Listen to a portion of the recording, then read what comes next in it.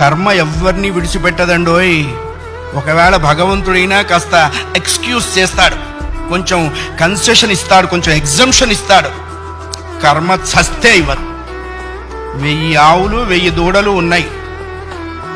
దూడల కట్లు విప్పాం.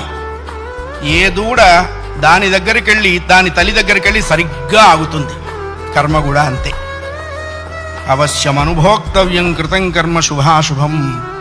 వండిన అన్నం తినలేకపోవచ్చు, చేసుకున్న కర్మని అనుభవించక తీరదు.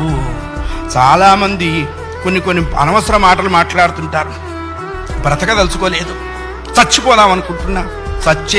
చావునేటువంటిది ఏదో ఏటీఎం కార్డు పెట్టంగానే డబ్బులు వచ్చినంత ఈజీ అనుకుంటాడు. నువ్వు అనుకోంగానే చచ్చిపోతే నువ్వు చేసిన కర్మ అంతా ఎవడు అనుభవిస్తాడు?